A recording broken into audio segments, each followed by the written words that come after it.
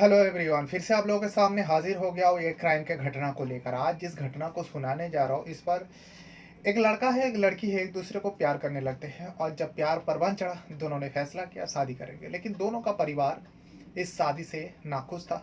दोनों परिवार चाहते थे, यानी लड़का और लड़की के दोनों परिवार चाहते थे इन दोनों का शादी ना हो, जिसके चलते इन दोनों का प्यार जो परवान चढ़ा, इन दोनों ने फैसला कर चुके थे जो एक दूसरे को जीना है, मरना है और जिंदगी भर साथ निभाना है। इसलिए इन दोनों ने घर बार को छोड़ देते हैं। घर बार को छोड़ने के बाद जनवरी महीने में 2025 की बात है, यानी इसी साल की बात है। जनवरी महीने में ये दोनों भाग कर जाकर किसी मंदिर में जाकर शादी कर लेते हैं। और शादी करने के बाद ये दोनों जो है घर वापस नहीं आता, क्योंकि ये पूरा कहानी जो है उत्तर प्रदेश का ललितपुर का था। अब ललितपुर वो लोग दोनों नहीं पहुंचता है, ये लोग मध्य प्रदेश में पहुंचता है। मध्य प्रदेश में भिंड डिस्ट्रिक्ट में पहुंच जाते हैं। अब जो लड़का था उसका नाम है जगन्नाथ बागले। जगन्नाथ बागले अपनी पत्नी उषा बागले के साथ वही भिंड डिस्ट्रिक्ट में आकर एक किराए पर मकान लेकर रहने लगते हैं। और जगन्नाथ जो है वो मजदूरी किया करता था। अब दोनों यहीं रहकर आगे की जिंदगी जीने लगे। धीरे धीरे समय बीतते गया, महीना खत्म हुआ और नवंबर आ जाती है, बल्कि अक्टूबर आ जाती है। जब अक्टूबर आता है इस बीच उषा ने एक बेटे को जन्म दिया। उस बेटे का नाम इन दोनों ने बड़े प्यार से देव रखा, जो 3 अक्टूबर को पैदा हुआ था। अब दोनों के बीच में और प्यार बढ़ने की जगह में इन दोनों के बिल्कुल उल्टा मामला होता है। इन दोनों को ए जो है, जो उषा बागले है, वो अपने पति के ऊपर शक करने लगे। इतना ज़्यादा शक करने लगे कि अब उस बात को लेकर दोनों पति पत्नी के बीच में आए दिन झगड़ा विवाद होने लगा। तब जाकर अब जब झगड़ा विवाद होने लगा, उस इलाका में, जिस इलाका में ये लोग रहते थे, उस इलाका में जो मकान मालिक था, जिसके मकान में वो लोग रहा करते थे, और भी सारे लोग किराएदार वहाँ पे रहते थे।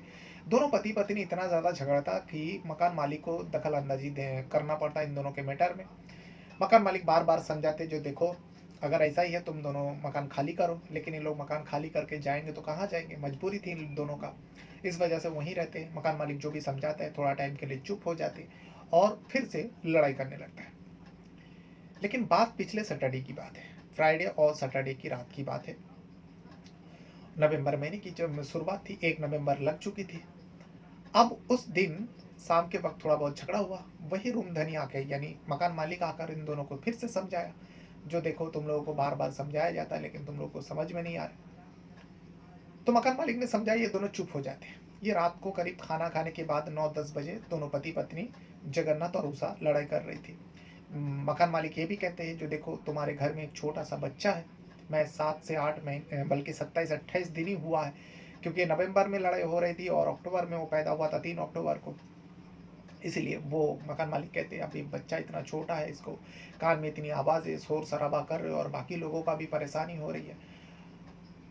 तो ये सब बात समझाने के बाद वो दोनों पति पत्नी चुप तो हो जाते हैं। मकान मालिक अपने कमरे में चले जाते हैं, बाकी सारे आसपास के लोग भी कमरे में चले जाते हैं। उसी रात को, 1 नवंबर की रात को, यानी सैटरडे लग चुकी थी, उस रात को अचानक 1 बजे करीब चीख पुकार फिर से मचती है। अब की बात चीखने की आवाज़ जो है जगन्नाथ की थी और उषा की चीखने की आवाज़ नहीं थी। जब जगन्नाथ इतना ज़्यादा चीख रहा था, फिर से सारे लोग जो अगल बगल में घर थे और खास करके मकान मालिक दौड़ते हुए उस कमरे तक पहुंचते। जब तक उस कमरे तक पहुंचता तब तक जो है जगन्नाथ अपने बेटे, जो 7 महीने का देव जिसका नाम रखा था, उस बेटे को उठाकर बाहर की तरफ भाग रहे थे। सारे लोगों ने पूछा, मकान मालिक ने पूछा, जो क्या हुआ जगन्नाथ, कहाँ जा रहे हो इतनी रात को अपने छोटे से बेटे को लेकर। जगन्नाथ बस इतना ही कहता है, जो मेरी पत्नी पागल हो चुकी है वो किसी को नहीं छोड़ेगी। इतना कहने के बाद मकान मालिक और जो पड़ोसी थे, जो अगल बगल में घर वाले थे, जो किराए पर रहते थे, सारे लोग देखता है कि जगन्नाथ बहुत ज़्यादा जख्मी है और उसके प्राइवेट पार्ट से खून निकल रहा है। मामला को सीरियस समझते हैं और फौरन मकान मालिक जो है पुलिस को फ़ोन करता है। भिंड डिस्ट्रिक्ट का ही मलनपुरा इलाका में वो लोग रहा गया, तो इसी मलनपुरा पुलिस को फ़ोन किया जाता है। पुलिस का एक टीम रात के वक्त, और ऐसे मामला हो गया, लहूलुहान जगन्नाथ था। पुलिस को फ़ोन करते हैं, पुलिस का एक टीम पहुंचता है। लेकिन जब तक पुलिस का टीम पहुंचता है, वहाँ पर जो है जगन्नाथ अपने बेटे को उठाकर सीधा अस्पताल की तरफ भाग रहा था। लेकिन जो पड़ोसी है, अगल बगल के घर वाले हैं, उन लोग और मकान मालिक देखता है कि जो उसकी पत्नी है उषा, उषा बागले उस कमरे के अंदर मौजूद है और उषा के हाथ में एक तेजदार चाकू थी।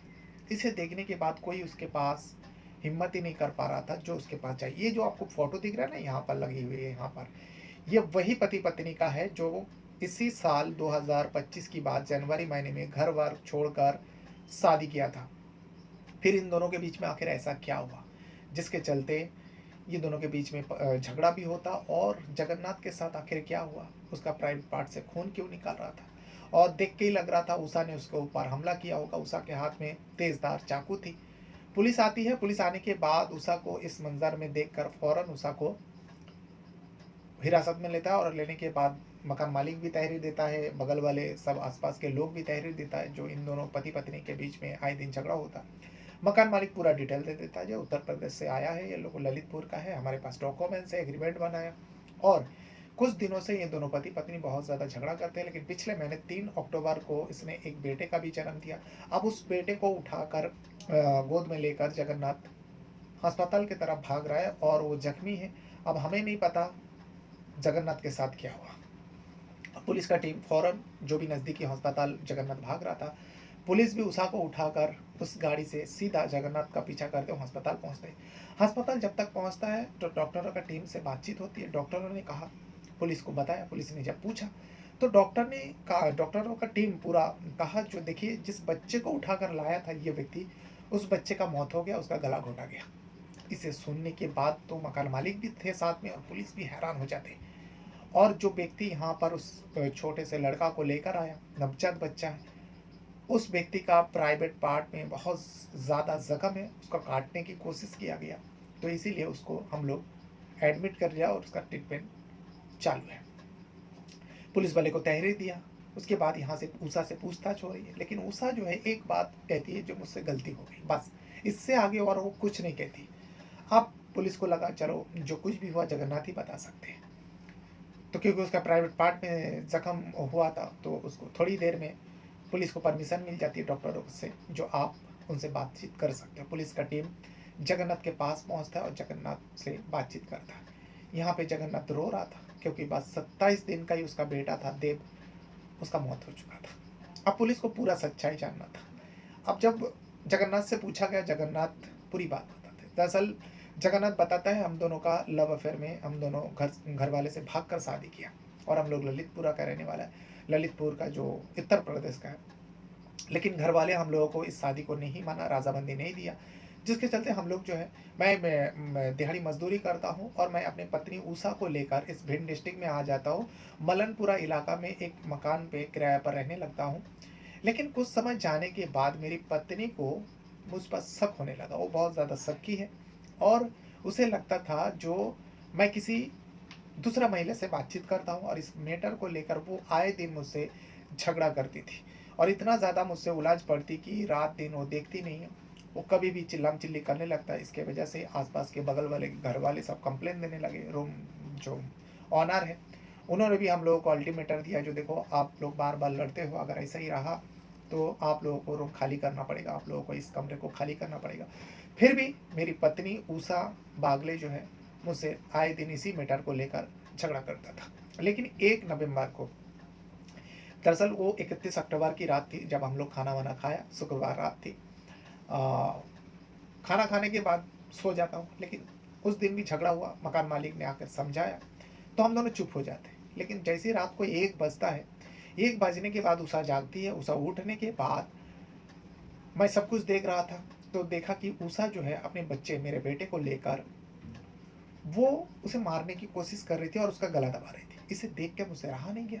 मैं दौड़ते हुए मैं अपने बेटे को उससे छीन लेता हूँ, लेकिन तब तक उस बच्चे को उसने गला दबा दिया था। मुझे नहीं पता था उसकी मौत हो गई मेरे बेटे का, लेकिन जब गला दबा दिया मैं उससे छुड़ा लेता हूँ। इसी बीच उसके हाथ में एक तेज़धार चाकू थी। उस चाकू से मेरे प्राइवेट पार्ट पर वो वार कर देता है। मुझे जख्मी कर देता है। मैं चीखता हूँ, चिल्लाता हूँ। जब तक लोग आते हैं तब तक मैं अपने बेटे का फिक्र करते हुए, मुझे लगा मेरे बेटा इस पर हिल नहीं रहे, रो नहीं रहे। मुझे बहुत ज़्यादा डर हो गया और मैं अपने बच्चे को उठाकर बाहर की तरफ भागता हूँ। लेकिन मकान मालिक आके पूछता है, मैं कहता हूँ जो मेरी जो पत्नी है वो पागल हो गई। बस मुझे इतना ख्याल था। मैं अपने बच्चे को लेकर अस्पताल पहुँचता हूँ। डॉक्टर का टीम मेरा भी इलाज शुरू कर देता और मेरे बच्चे को मुझसे लेकर वो लोग कहते हैं जो ठीक है हम लोग इसका इलाज करते हैं, और मुझे नहीं पता था। फिर बाद में पता चला मेरे बेटे का मौत हो गया। ये सारी तहरीर दिया जगन्नाथ ने।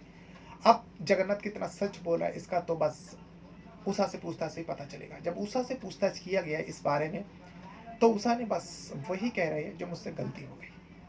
उषा कह रही है जो मुझसे गलती हो गई। उषा को ये भी बात बताती है जो पुलिस वाले जो तुम्हारे बेटे का तुमने जान लिया, उसके ऊपर मर्डर का धारा लगाते हैं और अटेम्प्ट टू मर्डर का भी धारा लगाते हैं, जो अपने पति के ऊपर जानलेवा हमला किया, उसका प्राइवेट पार्ट पर चोट पहुंचाए। और पुलिस इस केस में तफ्तीश में जुट जाती है। जो जगन्नाथ है उसका मोबाइल का सीडीआर निकालता है, कॉल डिटेल चेक करता है, क्या वाकई जगन्नाथ के साथ किसी और महिला का अफेयर है, किसी के साथ उसका मतलब बातचीत होती है। लेकिन जब तक ये सब सच्चाई सामने आया तब तक पुलिस वाले को इतना ही लगा कि जगन्नाथ का कोई किसी महिला के साथ बातचीत नहीं है। और जो उषा उसके दिमाग में शक थी, बस उसका शक की बीमारी थी, जिसके चलते उसने अपने 27 दिन का बेटे का मौत के घाट उतारा और अपने पति के ऊपर जानलेवा हमला किया। तो ये वो पूरा घटना है जो उत्तर प्रदेश का भिंड डिस्ट्रिक्ट में घटी। और भिंड डिस्ट्रिक्ट के अंदर एक पुलिस थाना लगता है, मलनपुरा पुलिस थाना, और इसी मलनपुरा पुलिस थाने के अंदर ये सारी घटना हुई। बहरहाल अपने साथ साथ अपना परिवार का भी बहुत ज़्यादा ख्याल रखिएगा। और इस वीडियो को यहाँ तक देखने के लिए आप लोगों का बहुत बहुत धन्यवाद करता हूँ। कुछ कहना रहेगा तो वीडियो के कमेंट बॉक्स में आप अपना राय ज़रूर दीजिएगा। Thank you very much.